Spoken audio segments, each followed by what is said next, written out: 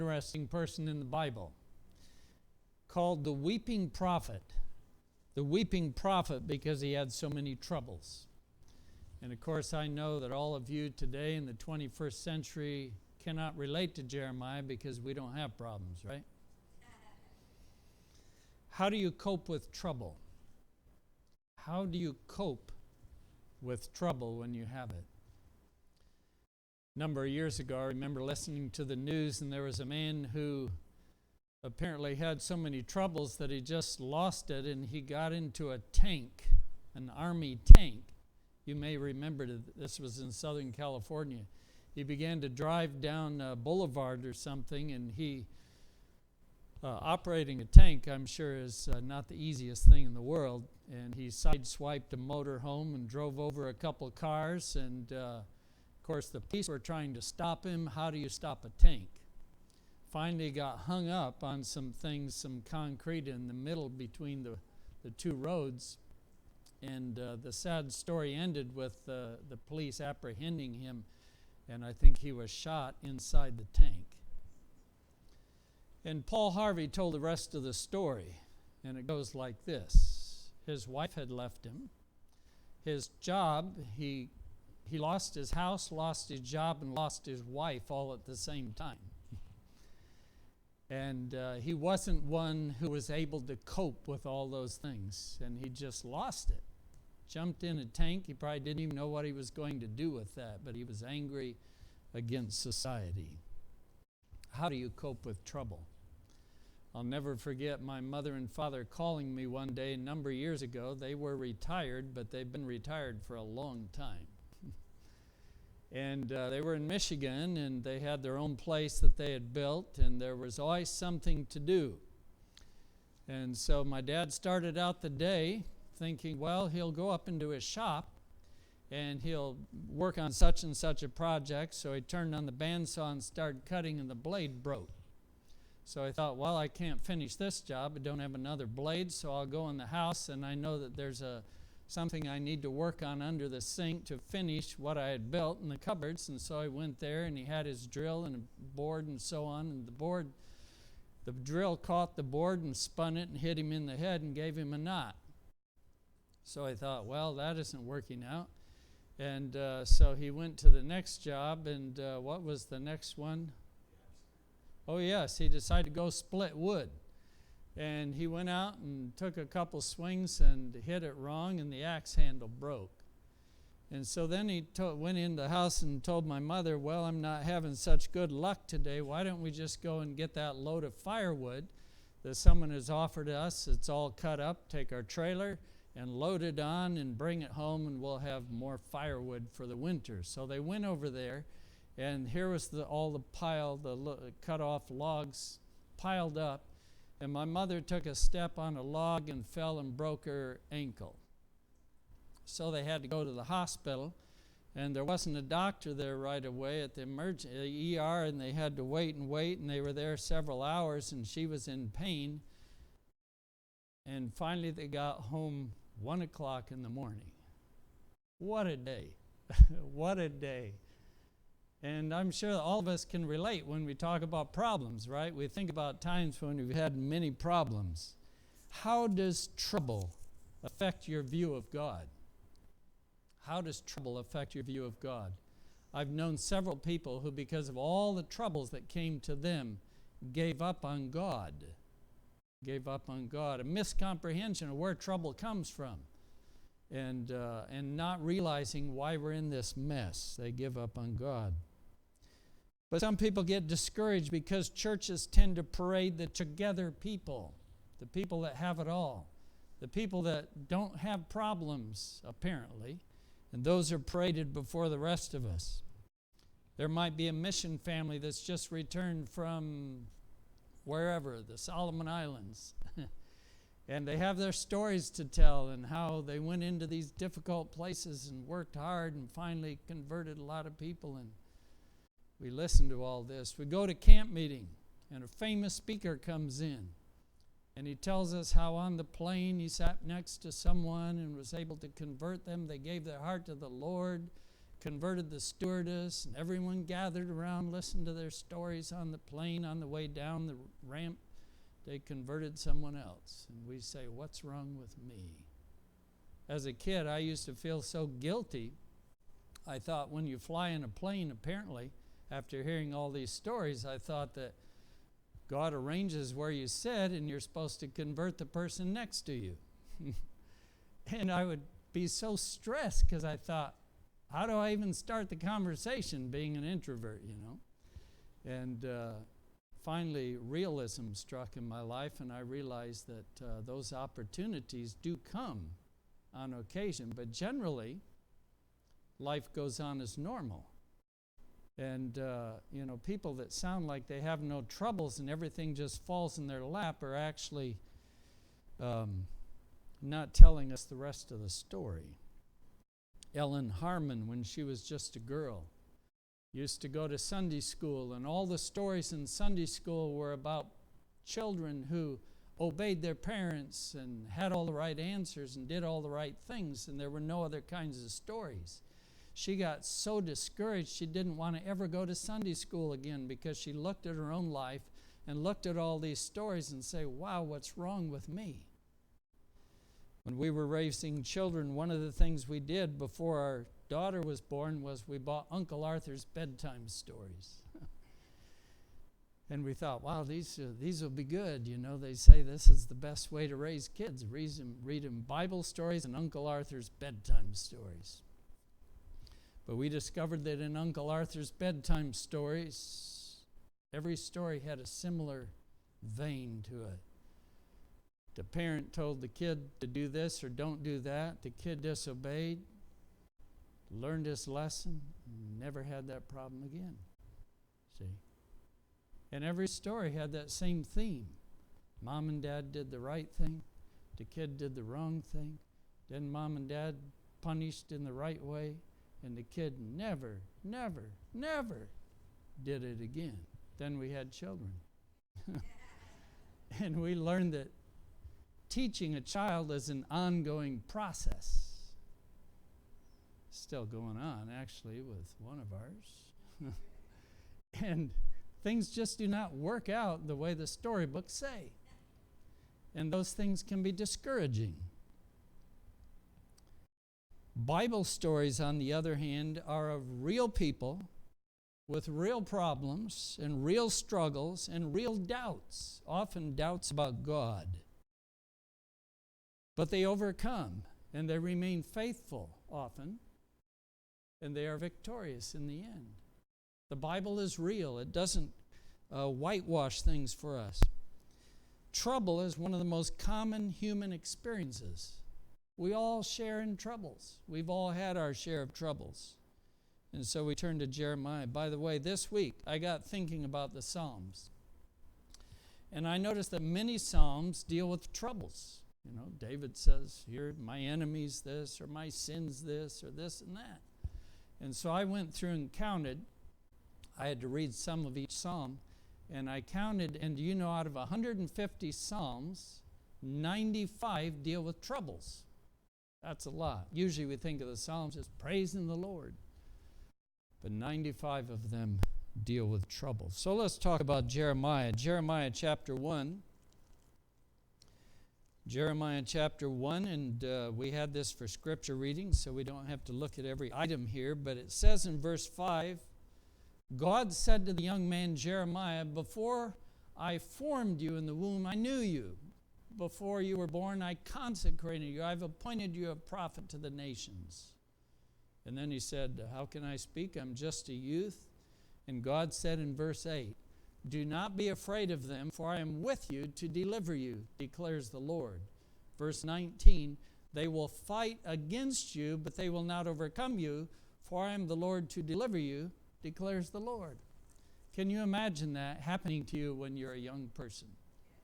Where God speaks to you or impresses you somehow and says, I have commissioned you for a special job. And you're going to go out there and people aren't going to like it, but you will prevail. No one will win over you. I'm sure Jeremiah walked out of there after that conversation. He was just almost not touching the ground. He thought, wow, what a career I'm going to have. Things are going to be great. It was that high point experience in his life. All of us can look back at when we were converted or other memorable moments in our life, turning points. And we think of those. We think of first love experiences, either with God or first love with our spouse. We think of those high times, and we remember them, those cloud nine experiences. When I was 11, an evangelist came to town, and I went to the meetings faithfully. My dad was the pastor of the church, and my heart was touched. Every time they had an altar call, I went forward. Back in those days, they had altar calls. I've never had one in my ministry because I don't want to separate the extroverts from the introverts. Some people have a hard time walking down the aisle, and so I give them other opportunities. But I walked down the aisle weeping. See, my heart was touched.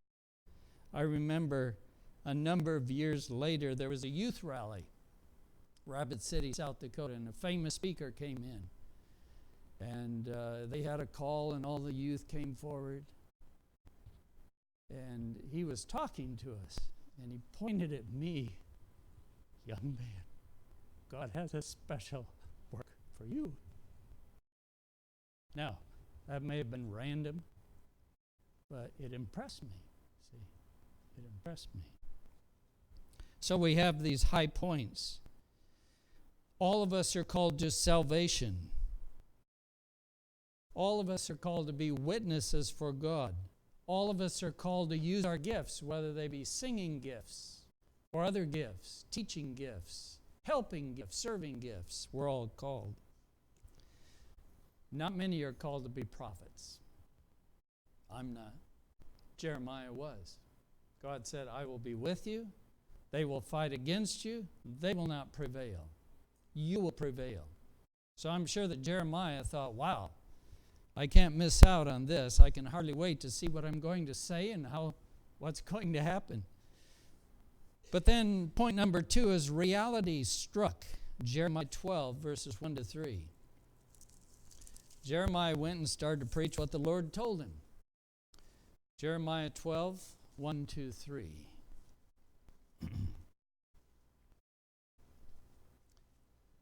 Righteous art thou, O Lord, that I would plead my case with thee. Early in the book of Jeremiah, he's already pleading his case with God. He says there's a problem. Indeed, I would discuss matters of justice with thee. Why has the way of the wicked prospered? Why are all those who deal in treachery at ease? Thou hast planted them, they also have taken root. They grow, they have even produced fruit. Thou art near to their lips, but far from their mind. But thou knowest me, O Lord, thou seest me, thou dost examine my heart's attitude toward thee. Drag them off like sheep for the slaughter, set them apart for the day of carnage. Young Jeremiah was already getting pushback, resistance. He didn't expect this. Somehow he didn't hear this in God's call. And he said, why is it that all these that are doing the wrong thing, they're prospering, they're doing well, they're at ease, and here I'm trying to do the right thing that you called me to do, and all I'm having is problems. Haul them off. Was that the right attitude? Not hardly. Then we go to chapter 11 and verse 19.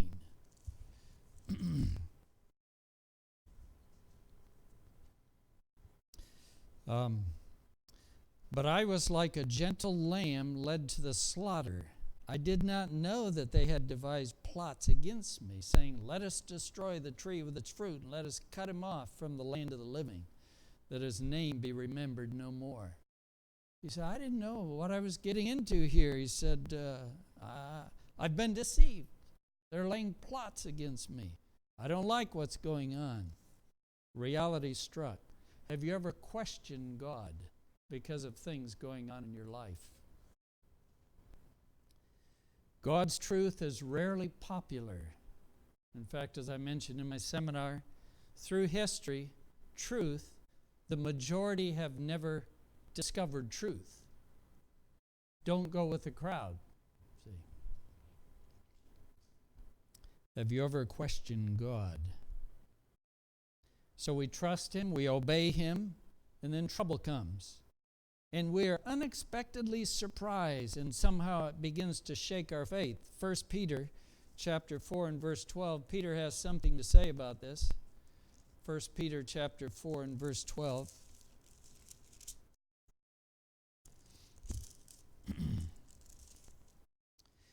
He says, "Beloved, do not be surprised at the fiery ordeal among you, which comes upon you for your testing, as though some strange thing were happening to you." Did we miss that verse in the Bible? It says, don't be surprised. Don't be surprised. In fact, Jesus said, in this world you will have trouble, but be of good cheer, I've overcome the world. Has anyone ever claimed that? That's a promise. In this world you'll have trouble. That part of it we don't claim, do we? We have plenty of it. Trouble. We moved to the Oregon coast all the way from Wisconsin. And we didn't know anyone, hadn't met any church members yet, and the family, our two kids, our daughter was a teenager, our son was very small. And we were in our diesel four-wheel drive Ford truck, going along 101 there on the coast, right along the water. And all of a sudden there was a chugging and it ran out of diesel. Switched the tanks and that one was out. And the gauge, of course, it wasn't fault, it was the gauges, right? And so we thought, well, we don't know anybody here. I'm just going to have to start walking and look for help. So I started to walk north. It was 9 miles to Newport. And I thought, in 9 miles, someone will stop and ask me if there's a problem and offer me a ride. No one did. So I had 9 miles of walking. Meanwhile, Debbie played on the beach with the two kids. And it took me a few hours. I got up to Newport, and we had many of our things still in storage. So I went to the storage, and I got a gas can. I got my bicycle. I took my belt off and tied the gas can to the bicycle and took off and went and got a couple gallons of diesel. And then I rode all the way back down. Well, the four-way flashers had been going on the truck all these hours, and so I put the diesel in, but you know how it is to try to get the start after it's run out. There's a lot of air in the line, and I cranked and cranked. Finally, the batteries went dead, 2 of them. So I thought, well, got to solve this problem. Jumped on my bike, went 5 miles the other direction, or I guess it was 7 miles, to where our place was, and got the car. And drove the car back and had to jump the truck for about a half hour in order to get it to even be able to turn over. Finally, we got the truck running. We had started out in the morning. Now it was dark. Now, that's not a major trouble. It could have been a snowstorm going on while all this happened. But I remember saying, why is this happening? Here we just got called to pastor these churches. And here we come, and our first day there, why all this trouble? Why problems? I remember another problem I had there. We came home from camp meeting. Been gone for 10 days. And we came home, and there was the T-Bird sitting there. We'd been gone with our trailer and our truck. We came home. I went to start the T-Bird, and it wouldn't start. And the gas gauge registered 0, empty. I thought, well, that's obvious. It doesn't have any gas. No, I'm sorry. I'm getting ahead of myself. The gas gauge read full. So I thought, what's the problem here?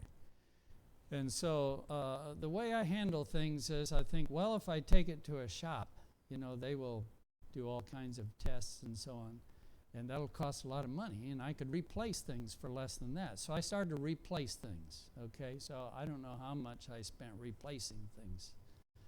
And I was about ready to give up, and I thought, I better check the fuel pump inside the gas tank. So I had to take the drive shaft off and the exhaust system off, block the car up, lower the gas tank. When I lowered it, I had a jack there. I thought, man, a full tank. It was very light. And I got it down and discovered it was empty. And the gas gauge registered full. What was the problem?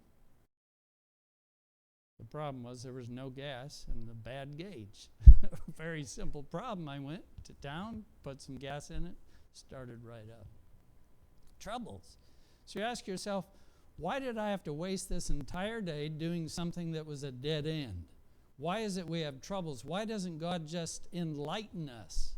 Why doesn't He cause us to evade these problems? So we question God when reality hits, but then doubt sets in when our troubles get worse. Jeremiah chapter 15. Jeremiah chapter 15. Looking at verses 15 through 18. Jeremiah 15, verse 15, Thou who knowest, O Lord, remember me, take notice of me, take vengeance for me on my persecutors. Do not in view of thy patience. God, you have a problem. You're so patient. Don't give them a break because of your patience, he says. Do not in view of thy patience take me away. Know that for thy sake I endure reproach. In other words, I'm not here in my own choice. This is your problem, God. Thy words were found and I ate them. Thy words became to me a joy and a delight of my heart. I have been called by thy name, O Lord of hosts. I did not sit in the circle of merrymakers, nor did I exult because of thy hand upon me. I sat alone, for thou didst fill me with indignation. Why has my pain been perpetual and my wound incurable, refusing to be healed? Wilt thou indeed be to me like a deceptive stream with water that is unreliable? What he's saying, God, you deceived me. You called me. I'm not sitting with them